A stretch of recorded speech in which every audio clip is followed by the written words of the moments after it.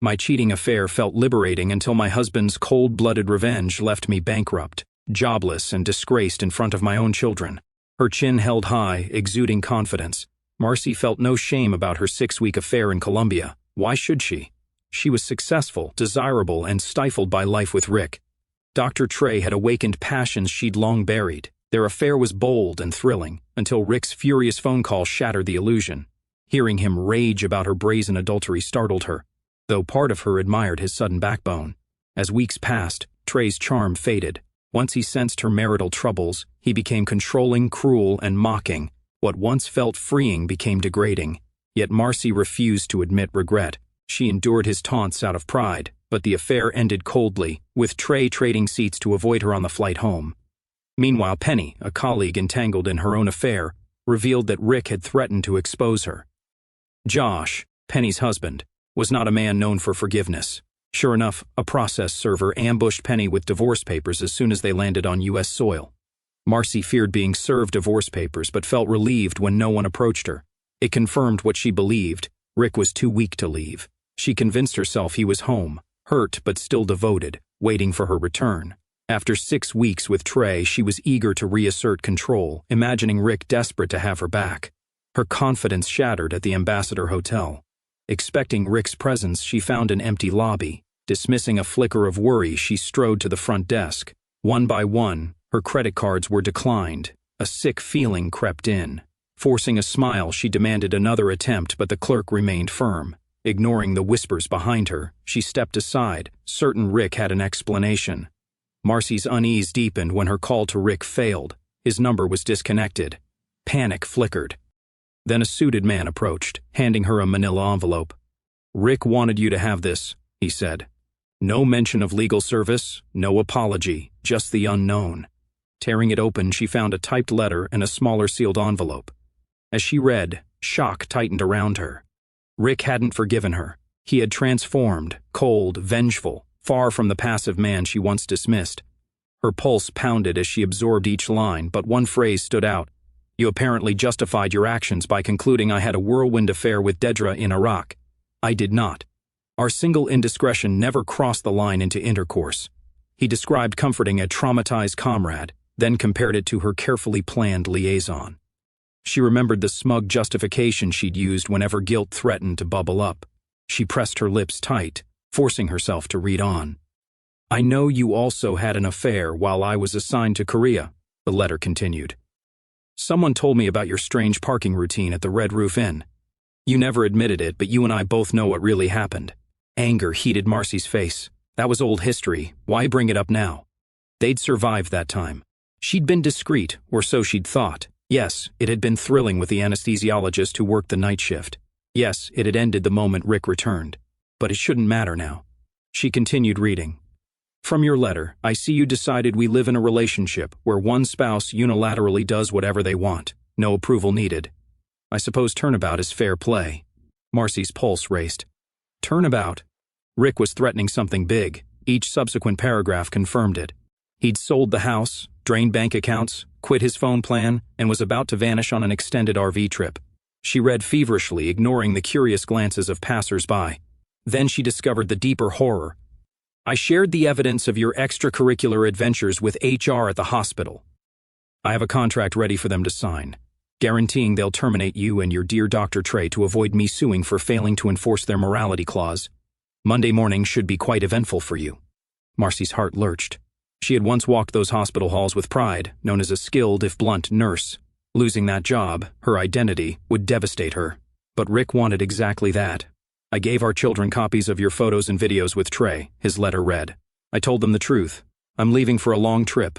They begged me not to cut you off, but I said I'd call you as often as you called me, 0 times. She could almost hear his mocking tone, so unlike the man she once dismissed as weak. Then the final blow: "I'm not divorcing you. If you want out, file for abandonment. I won't contest. I've already taken what I need. The house, the cars, our money, the kids' respect. Enjoy the open relationship you forced on me. Oh, and I left you one last gift, a $500 Visa gift card.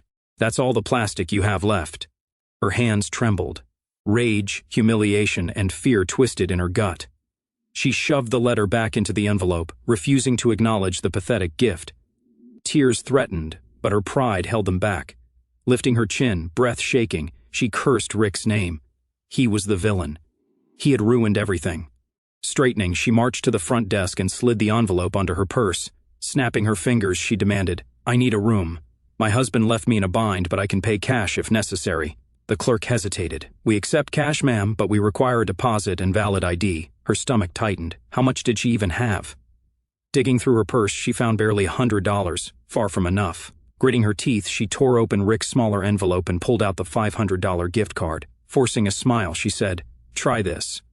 If Rick was telling the truth, it would cover a night or two. Tapping her foot, she waited.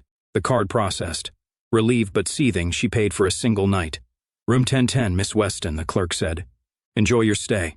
The clerk was polite, but she sensed condescension. Or was it paranoia? Snatching the key card, she signaled the bellhop and stormed off. Fury burned through her, at Rick, at the humiliation, at how fast her perfect world was crumbling. The bellhop rolled her luggage cart behind her in awkward silence. As she pressed the elevator button, she glanced at her phone, wishing Rick would call so she could lash out, demand an explanation, or at least verbally tear him to shreds. But his number was gone, disconnected. A silent reminder that he'd effectively cut all ties. The elevator door slid open. She stepped in, the bellhop behind her, the letter burning in her purse like a brand of shame. Alone in her hotel room, Marcy paced, trying to make sense of it all. Her suitcase sat by the bed, city lights flickering beyond the tall windows. Yet all she saw was her own reflection, a woman unraveling. She sank onto the bed, remembering the moment she chose Trey. She had been certain Rick would never leave. Trey's confidence, his whispered flattery about her unfulfilled potential, that she was too hot for a dull marriage, had captivated her. She had welcomed his attention, believing Rick was spineless, someone who would wait obediently for her to return no matter what. How arrogant she had been, parading her affair, laughing about feeling liberated from an aging husband. When Rick's furious call came, she had smirked, convinced he'd calm down. He always did. Now she saw how her pride had driven him to act. A flicker of regret surfaced, but anger burned hotter. She needed to fight back. She had no home, no money, but she wasn't some powerless victim. After a fitful night's sleep, Marcy awoke with a renewed sense of purpose. She called the bank, sure it was some mistake. But after explaining who she was, she got a cold corporate reply. "Ma'am, all joint accounts have been closed by Mr. Rick Weston using a valid power of attorney. We cannot divulge further details. We suggest you contact him directly." She hung up, fuming, knuckles white. Next, she called her children, both grown and out of state. She reached her son's voicemail and tried her daughter, who had always been closer to Rick anyway, straight to voicemail. She left a terse message. "I need to speak with you. It's urgent. Call me back." She refused to mention the fiasco in a voicemail, but some part of her suspected Rick had turned them against her. Next, she dressed in crisp slacks and a fitted blouse, hair pinned neatly, and took a taxi straight to the hospital. If she could cut off Rick's sabotage at the source, maybe the HR department would dismiss him as a bitter spouse spinning lies. After all, she'd earned the respect of her department head. She was known for being an excellent, if outspoken, nurse manager.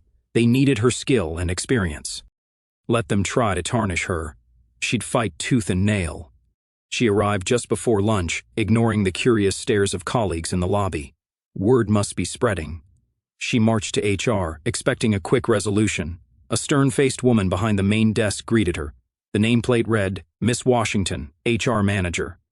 Marcy recognized the name from Rick's letter. Her stomach clenched. "Marcy Weston," Miss Washington said, her eyes flicking up coldly. "I've been expecting you." Her voice was clipped, disapproval coiling in every syllable. Marcy straightened, stealing her posture. "I've come to clear up these ridiculous claims my husband has apparently made. I don't know what he sent, but—" "He sent us explicit photos, Miss Weston," Miss Washington interrupted. "Photos and statements from a private investigator. He also threatened a lawsuit for breach of our morality clause if we continued employing you or Dr. Trey Marshall." Marcy's mouth twitched. "That's outrageous. He's just a scorned husband. There's no real legal footing. And how dare you read private? You signed a code of conduct when you were hired, correct?" Miss Washington's brow arched. She pulled out a folder. "It includes a stipulation that staff in certain roles, especially those representing the hospital's image, are subject to dismissal for public scandals or immorality that could damage the hospital's reputation." She tapped a highlighted line. "We have cause." "This is nonsense," Marcy snapped, though her heart pounded. It wasn't a public scandal, just a personal matter. Miss Washington's voice was icy calm. "The email your husband sent was quite thorough. It was circulated to many of your CO workers, doctors, philanthropic partners, and sponsors. The pictures, very explicit. People are talking about it across the hospital corridors and beyond. We've received complaints from staff feeling your behavior is unethical, not to mention from donors, who prefer not to be associated with scandal." Heat rose to Marcy's face. Even in her worst nightmares, she hadn't imagined Rick would go so far as to plaster her humiliations across half the city. "So that's it? You'll fire me just like that?" Miss Washington pursed her lips. "We're still reviewing the matter with legal counsel. I'm not here to debate the morality of your personal life, Miss Weston, but the hospital's board feels it must protect itself from a potential lawsuit and from public outcry." She slid an envelope across the desk. "I'm afraid you are suspended without pay until further notice." Marcy stared in shock. She wanted to lash out with the most cutting words she could muster, but a swirl of conflicting emotions tangled her tongue. Instead, she snatched the envelope and turned on her heel. As she strode away, Miss Washington called after her, "Security will escort you to collect personal items from your locker." A guard promptly appeared at her elbow, a towering man whose expression was impassive. She marched ahead, chin high, feeling the staff's eyes on her. Word had spread indeed. Some people stared wide-eyed, while others whispered behind her back. Marcy felt the humiliation sink deeper, fueling her rage. She found Dr. Trey near the nurses' station, cornered by a cluster of staff. His face was pale, sweat beading on his forehead. A few nurses who once admired him stared with undisguised contempt.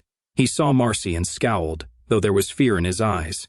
"What the hell is going on?" Marcy demanded. Trey parted from the staff, grabbing her arm to lead her aside. "Your psycho husband," he hissed in a low voice, "sent pictures and videos to HR. He's completely torpedoing my career. I'm under investigation. This is insane." Marcy pulled her arm free. "My psycho husband? You had no problem humiliating me with your little games in Colombia. You think I wanted to be plastered all over email newsletters? I'm about to lose my job too." He glared at her. "Don't pin it on me. You're the one who was busy whining about your soft husband, telling me you basically had permission to do what you wanted. If I'd known he was a twisted snake, I'd have stayed the hell away." The elevator dinged down the hall. Security approached them. Trey stiffened, yanking the stethoscope from around his neck, stepping back like a cornered animal. "Damn it," he muttered under his breath. "I've been summoned to HR. Might as well be my execution." Marcy's lip curled. She felt no sympathy. She still remembered how he had gloated when Rick first called, mocking Rick's supposed weaknesses and telling her that real men don't whimper. Well, look at him whimpering now. She gave him a cold glare. "Enjoy the open relationship," she spat, echoing Rick's taunt. Then she turned and walked away, leaving Trey to fume in security's wake.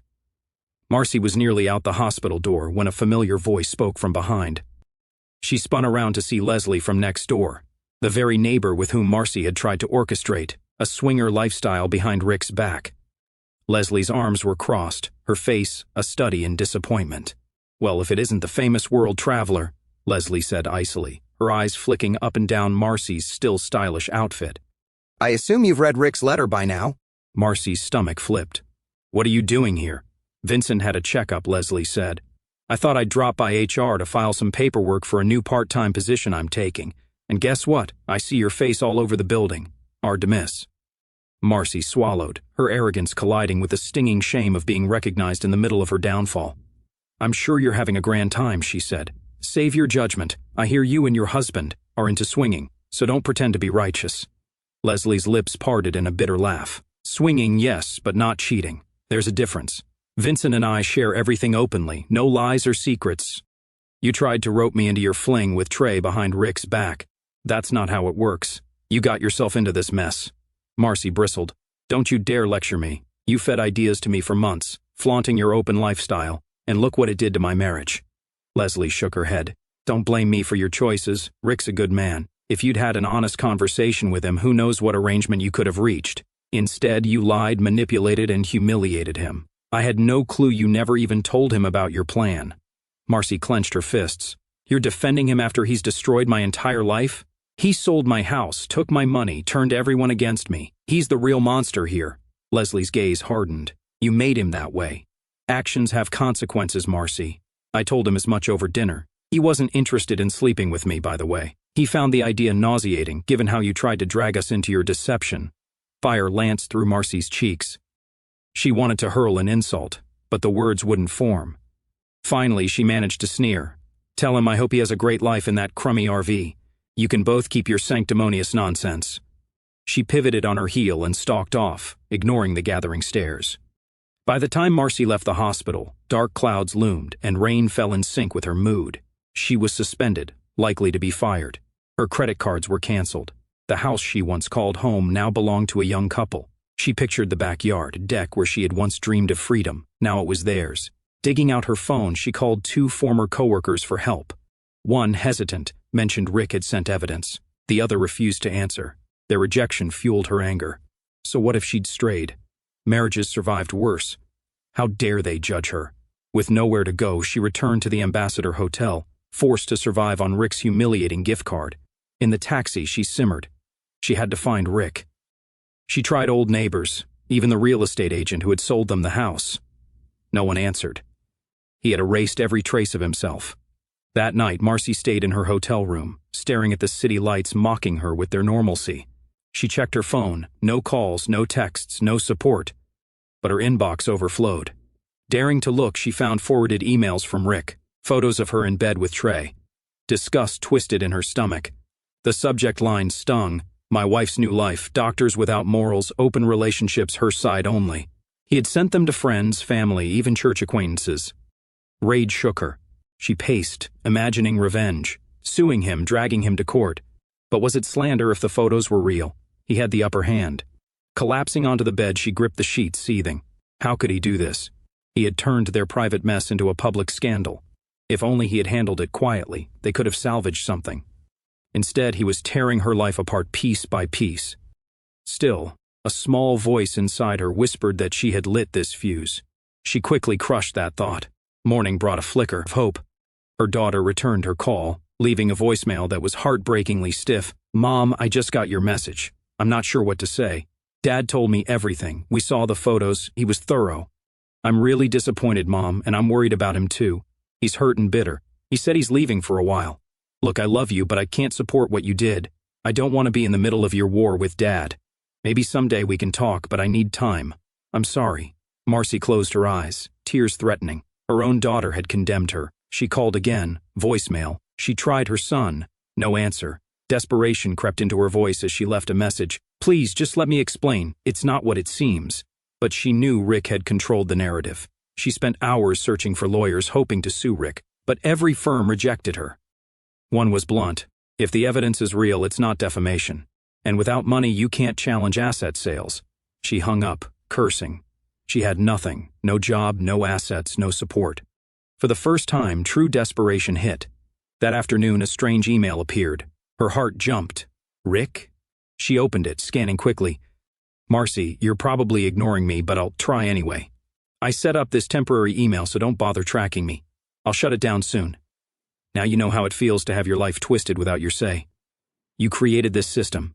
I left a few of your things in a storage unit, address below. Just random knickknacks, old letters, nothing valuable. It'll be unlocked Saturday, 8 a.m. to noon. After that, it's all gone. Don't expect me to be there.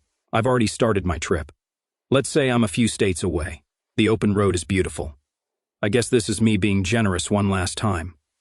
I'm only doing it because I used to love you, and I know you might want some trinkets from your past. Or maybe not. Marcy's chest clenched. He was systematically erasing her from their life, but there was a twisted courtesy to it. He was giving her the option to salvage a box of scraps. She typed a furious reply, only to see the email bounce back with an error. The address had already been deactivated. Damn him. At 7:45 a.m. that Saturday, Marcy stood in a deserted alley of grimy storage units, the sky overhead a dull gray. She'd spent another night at the hotel, her gift card quickly depleting. She'd barely eaten, hoarding what little was left for lodging. Exhaustion weighed her down. The rolling metal door of the indicated unit was padlocked. She glanced at her phone, 7:58 a.m. Would Rick keep his word? Right on time, a local manager wandered by, fiddling with keys. You Marcy Weston? He asked in a bored tone. She nodded. He unlocked the padlock, rolled it up, and said, I was told to open it at 8. I'll lock it back up at noon, if you're gone.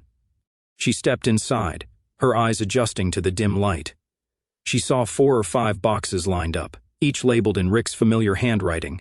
Junk, MK keepsakes, letters, and, ironically, Marcy's indulgences. She cracked open the flaps, rifling through them. She sank to her knees, rummaging, emotions swirling. She felt weirdly exposed, as if Rick were still orchestrating her humiliation. She came upon an old photo of them both, smiling widely on a ski trip 2 decades earlier. In that snapshot, he held her hand, eyes bright with love. A pang of nostalgia stabbed her, followed immediately by the bitter taste of how everything had ended.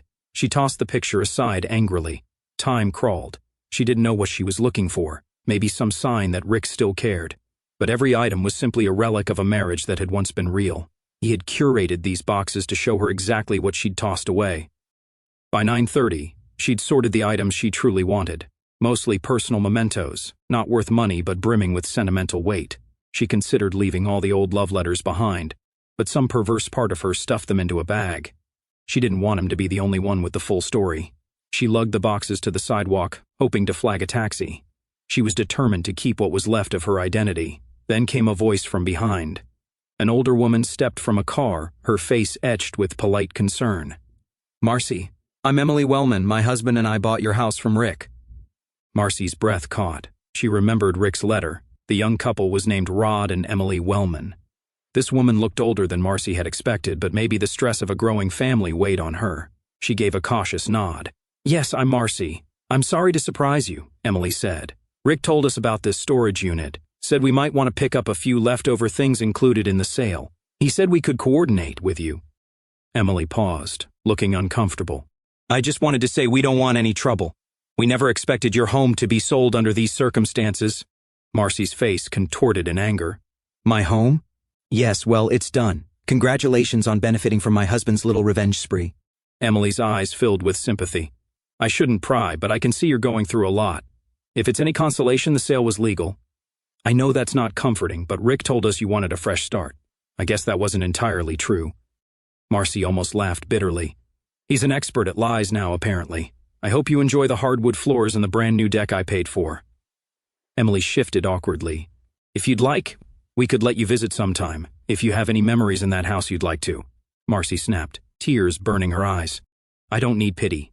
Take the house, decorate it however you like. I don't care anymore. Emily's face fell. She nodded, stepping away. All right. I'm sorry this happened. Truly. She retreated to her car, leaving Marcy standing on the curb with her boxes, shoulders heaving in silent fury. Back in her hotel room, the boxes piled in the corner, Marcy collapsed onto a chair and flipped through the old letters from Rick. One particular note caught her eye, an unsigned draft she had written after they'd had a terrible argument years ago, an argument about trust and loyalty when she suspected him of some fling in the Middle East. In it, she'd poured out her frustrations, her distrust, her simmering resentment. Rick, if you ever break my trust, I'll make you regret it. I'm not a woman who takes betrayal lightly. I will destroy the illusions that bind us. She let the paper fall from her hand. The arrogance in that draft stung her even now. She had never considered that she would be the betrayer. She'd never believed that mild, obliging Rick would be the one to deliver total devastation. The day arrived when she couldn't renew her stay at the Ambassador. The front desk informed her that her gift card was nearly empty. She had no cash for an extended stay. She realized she'd have to move to a cheaper motel or find a friend to stay with. But she had no real friends left. Pride wed with desperation, but desperation won. She ended up at a dingy motel on the outskirts of the city, the sort of place that rented by the week. Stale air, peeling wallpaper, flickering fluorescent lights. She stared at her reflection in the cracked mirror and hardly recognized herself. Dark shadows rimmed her eyes. Her once pristine hair had lost its salon sheen, and her clothes were the same business slacks from days ago. She sank onto a sagging mattress. A roach scuttled across the nightstand, and she shut her eyes in disgust. How had it come to this? Her phone rang. She snatched it up, heart pounding. Was it Rick? But no, a withheld number. She hesitated, then answered. Hello? A smug voice came through. Dr. Trey. You win, Marcy. They fired me, effectively blacklisted me in half the region's hospitals. My wife left me too. So thanks for that. She laughed bitterly. I win? Look at me, sitting in a roach motel. Rick took everything and lit my life on fire. Well, that's what you get. For hooking up with a jerk like me, I guess. Trey said, spitting the words. You're no saint yourself. Next time, pick a fling that won't lead your spouse to waging nuclear war on everyone's careers. She wanted to scream at him, but found only emptiness.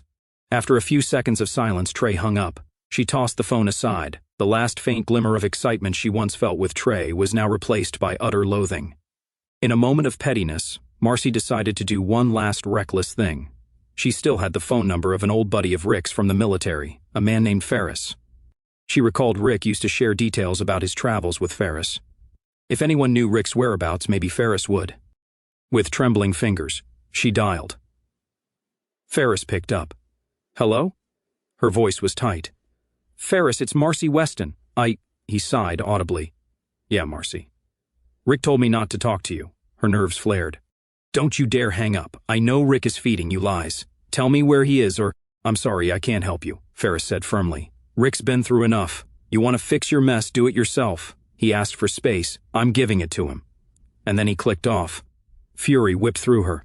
She hurled the phone onto the bed. No one would help her locate Rick. The entire world was shielding him, enabling him to roam free while she was left to rot.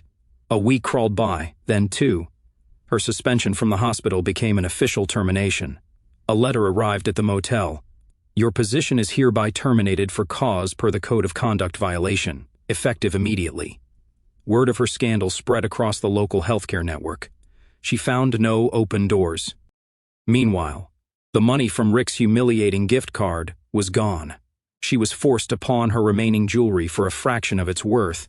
She had always prided herself on being in control, but now she was losing that final pretense. At night she sat in the dingy motel room, rereading Rick's typed letter that started it all. I'm not divorcing you. I don't care about divorces, and I don't plan to remarry. I've gotten everything I need. If you want out, you do the filing. I'll be on the open road enjoying my freedom, just once if you don't mind. The sheer cruelty of it stabbed at her each time. He had flipped her own words back on her. Just once if you don't mind, referencing how she'd casually told him about her fling, as if it was no big deal. She realized with a shiver that his revenge was not only material but psychological, a slow, crushing destruction. She recalled how she had told him once upon a time that she wanted independence and excitement. He had responded by giving her isolation and despair. With nowhere else to turn, Marcy eventually mustered the cold determination to contact an attorney about divorcing Rick for abandonment. Maybe it was the only path left to reclaim a shred of dignity. She wanted some legal clarity. Maybe she could accuse him of misusing the power of attorney. The attorney told her the fight would be uphill. Rick had executed documents impeccably, had disclaimers for everything, and had recorded every real estate transfer with precise signatures. The money was gone, likely in untraceable accounts. Rick's letter indicated he'd used her own signature from the original power of attorney, which she had voluntarily signed. The attorney spelled it out plainly. You can sue, but you'll need a war chest. The outcome isn't guaranteed. Marcy stared hollowly at the legal estimates. She didn't have the funds. So it all looped back to Rick's final mocking invitation. She could file for divorce, or remain married in name only. A woman with no husband, no assets, and no hope. She left the office feeling numb. Her illusions of fighting Rick in court had collapsed under the weight of practical reality. She drove the battered used car she'd managed to purchase with pawn shop money back to the motel. The sky hung low, heavy with rain, dark clouds pressing in like an omen of endless gloom. She sat behind the wheel, engine ticking in the silence. For an instant she let tears slip free, unstoppable. She, who once strutted with unshakable confidence, was now crying in a motel parking lot, the stench of stale cigarettes drifting through a cracked window. When at last she forced herself to move, she unlocked her motel door and staggered inside, tossing her bag onto the rickety table. She eyed the boxes from the storage unit, which she had stacked in the corner. Wrinkled love letters spilled from the top, mocking her. She hammered her fist against the table, fury blazing. "Rick Weston," she hissed, through clenched teeth. "You vile bastard." Yet even as her voice trembled, she heard in her mind an echo of that phone call he'd made weeks ago, his tone raw, betrayed, hurt. Perhaps, in some twisted sense, she had molded him into this. She had crushed his pride, flaunted her affair, and left him feeling worthless, and the gentle man had retaliated by becoming something monstrous, overshadowing her arrogance with an even more ruthless brand of vengeance. In one last grim gesture, she opened her phone's photo gallery. A shot from her earliest affair, the Red Roof Inn rendezvous, caught her eye. She stared at the younger version of herself, smirking, standing next to some nameless fling. She tapped delete, as though erasing that memory might lighten the burden. But it didn't. Her phone still housed countless images from her life, images Rick had already stolen and weaponized in a public forum. He had won. That knowledge felt like shards of glass in her veins. She was left with the meager possessions from the storage unit, a tarnished reputation, and no safety net. The unstoppable avalanche of Rick's revenge had buried her. Night fell once more, the city outside nothing but a haze of neon signs and distant headlights. Marcy huddled on the bed, hugging her knees, letting herself taste the raw bitterness of her downfall. Perhaps if she had been kinder, if she had not flaunted her arrogance, if she had asked for an open marriage, honestly, things might have turned out differently. Perhaps if she had not shrugged off Rick's angry calls, he would never have gone to such extremes.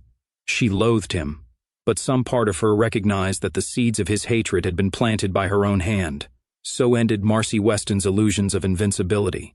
She was left with the echoes of her own triumphant laughter in Trey's hotel bed, now replaced by the quiet drip of a leaky faucet in a cheap motel. In that tiny space reeking of old cigarettes, she finally faced the brutal truth. Her arrogance had unleashed Rick's vengeance, and he, to her surprise, had proven he could be an even darker villain than she could ever imagine. With a last harsh laugh caught in her throat, Marcy stared into the darkness, haunted by her own reflections, realizing too late that one act of reckless betrayal can trigger a storm of consequences from which there is no escape.